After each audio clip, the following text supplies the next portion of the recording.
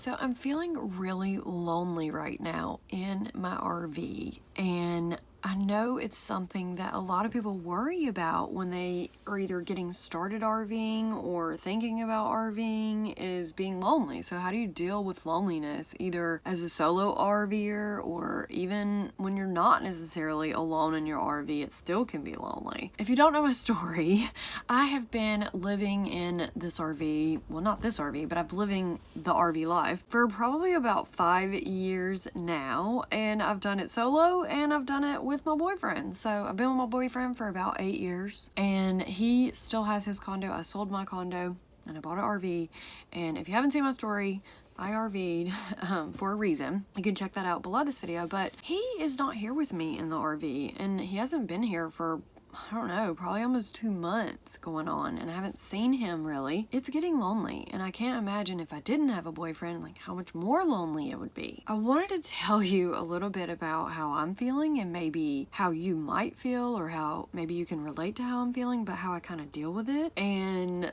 how I figured out how to deal with it. So these times creep up all the time. So these lonely feelings and this feeling of aloneness when you're in an RV does feel lonely. And I know I talk to so many friends of mine or even people that I meet, and they say, oh, you know, I'll start RVing when I find somebody, or, you know, I don't want to RV alone, or I'm worried, like, what do you do if you're just in your RV alone? I will tell you, I've been stationary at this RV park for 2 years. So being lonely and being stationary in your RV is about the same as being lonely and being stationary in your house. It's the same thing. It feels the same because I'm looking at the same 4 walls.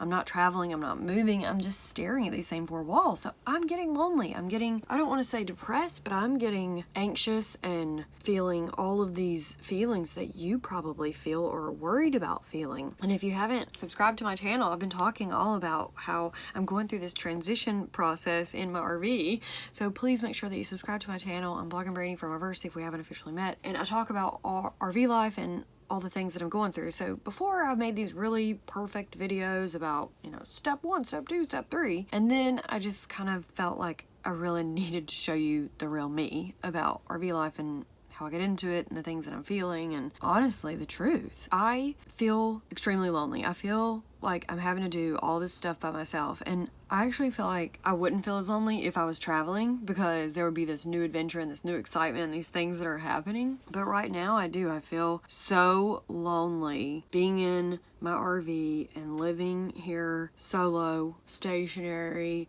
even as a female. And I feel like I would feel this way whether I was a male or a female, but I don't know, because as a female, I guess I feel like I need this man to come do all these tasks here for me. And honestly, I can do them by myself, but does it feel good to have someone else to do them? Yes. What I actually do is I'll pay people in the RV park or pay people to come fix stuff so that I don't have to worry about it. So as far as like maintenance and things like that, I don't really have to deal with it. But I also think about how I feel so normal being lonely and solo RV living before this whole thing happened in the world over these past couple of years, and the world kind of like flipped.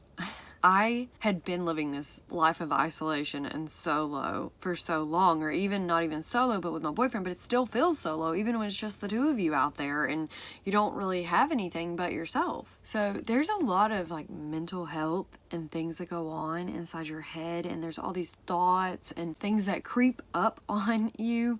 And I think about, you know, I love to write, and I love to make videos, and I love to get out and do things. So here at the RV park that I'm at, I actually live on an island in a lake, so I'll go paddleboard, or I actually got a paddle boat. So I found things that not only keep me busy, but they're healthy. I have friends that paint in their RV, or one of my friends actually here in the RV park creates jewelry in her RV. So that's just something that she does for fun. It's not necessarily her main stream of income, but she does make income from it, and it's a fun release. I always say maybe you need a passion project. For me, being in my RV, I kind of throw myself into work. I love my job, or I don't even really call it a job, okay? So I love teaching people like you about RV life and how to get into it and how to deal with it and all the things that I'm going through. So I make these videos so that I can relate to you, and one, to build my business, but to build brand awareness and to show people the real thing behind RV life and how I'm feeling, and also to get clients in. So I make videos to share myself, but I also make videos to bring in new business. So I created RVersity out of my own necessity of RVing and not having anybody and not having a community and not having those things. So I started RVersity out of honestly a passion and a frustration and a struggle. I started this online community, this online university, this online training program, and immersed myself into it with everyone so that I could help other people who are struggling get where I am. I wouldn't have been able to talk to you like I am right now had it been 5 years ago, and I wish that I would have started out solo RV living and doing the solo thing a long time ago, because I was so worried about going out and RVing and not having my boyfriend with me. But honestly, solo RV living kind of helped my relationship, and it's helped us have that time apart and bring us back together in a different way. And also, when we're out RVing, it still feels lonely and it feels like we're solo RV living alone without other people. But I have done a lot of solo RV living, and I wish that I would have solo RV lived a long time ago. And I always tell people, don't wait to get started because of someone else, because you're worried about being lonely, because you're worried about doing it alone, because you're worried about not having someone with you. There are tons of RVers out there doing it alone, females and males. There's tons of RV females that solo RV, and there's tons of males that solo RV. And then the other thing is, what if you start RVing and you lose your significant other, your spouse, your boyfriend? What if you either break up, or what if something happens to them, they pass away and they're not here anymore? I hate to say that, but seriously, that's how I feel like you should think about this, and stop waiting on someone else to start living your dream or to start RVing. I kind of wanted to tell you those things to help you feel like you can relate to me in my RV. So, I read my Bible. That really helps me a lot. I talk to God, so I'm a super, religious person, and those things all help me in my RV. But finding things to do, adopting a dog. So I have Birdie, and I love rescuing dogs and fostering dogs. So having an animal with you helps with being alone in your RV. There's so many things that I can think about that I do to help with the loneliness, but more than anything, I want you to know that you are gonna have those times of loneliness and you are gonna feel lonely, but you can combat that. And I'll call one of my friends, or I'll text one of my friends, or sometimes I actually just like to sit here and cry.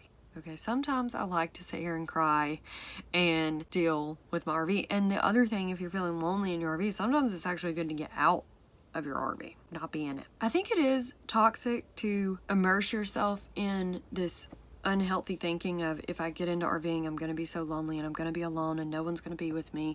Or if you're in your RV and you're kind of like feeling that way and you're thinking about, I want to quit RV life and I just want to go back to this life that I had. Because the one thing you got to remember is, when you start solo RV living and you start an RV life, you are isolating yourself from the rest of the world. Okay, that's what you're doing. You're cutting yourself off. You're living a different life. I like to call it getting out of the system, because that's really what you're doing. You're getting out of this system that you've been taught. You were taught to buy a house and go to college and get that job and have your 401k and do all of these things. And maybe you're at that point. If I would have kept going on the path I was on in my corporate job, I would have done those things. I would have stayed in that job until I was probably 40 or 50, 50, 60, who knows how old I would be before I finally retired. But I quit my job when I was in my 20s, and I like to say I was retired by the time I was 30, and I bought my first RV probably when I was 29. It started out me buying a travel trailer, and then a van, and then I had another van, and now I have my motorhome. And so I would never in a million years have started out buying this big RV and trying to do it in here. I would have probably started out in van life if I could go back and really immerse myself into it and tried to learn it and enjoy it. So we've had a lot of ups and downs. I feel like I've had to solo RV a lot, and like I said, it has helped my relationship, but it also has helped me. It's helped me become more confident. It's helped me build my business. It's helped me be able to talk to you right now. I make these videos when I feel lonely. Not always, but I feel lonely right now, so I'm making this video because I'm thinking, what do you do? It's like, yeah, I could call my boyfriend, but honestly, when he's back at the house and he's not here with me, I kind of feel like he can't relate to me, because he's kind of like, well, you chose the RV, you could always just come to the house. And it's really not that simple. So if you know my story, it's not that simple, but I've done a lot to accomplish this solo RV life. And I actually made a video about what I did to try to get my spouse to come RVing. And I've made a lot of videos about the things that I've gone through over these last couple weeks and months. I'm excited for everything to keep rolling out. So if you like this video, make sure you hit the like button below and let me know, and drop a comment below. Let me know what questions you have about loneliness and feeling lonely, or if you're feeling alone. And if you are feeling alone and you want someone to help guide you on this journey, you don't have to do it alone. You can join me in my community and RVersity and have someone to hold your hand. You don't have to do this by yourself. Whether your spouse wants to come or whether you don't have a spouse, whatever your situation is, you can get started RVing without anyone else. You can have my help. So that's why I created RVersity, my university for RVers, and I would love to chat with you. You can book a call with me below this video and learn more about it. I'll put a link to that, as well as some of the other videos that I talked about. I really wanted to share with you the thoughts of what I'm feeling here at the RV park and my stationary RV life, and how I felt solo RV living, and I hope this resonates with you. So please hit the like button below, drop a comment below, and let me know how you're feeling. And yeah, I'm so excited to keep sharing this content. It feels a little raw and weird to be sharing this with you because I don't really talk about my relationship and my RV life and the real. I really hope you like this. But I love you. If you haven't joined my secret Facebook group, I've got links to that as well. I'm Blogging Brandy from RVersity, a university for RVers. If you want to learn how to RV like a pro, I'll teach you everything I know. Just be sure to subscribe to this channel and hit the bell icon somewhere around this video so you're notified each and every time I publish a new video. And until the next time, I love you, and I'll see you in the next one. Thanks for watching. Bye.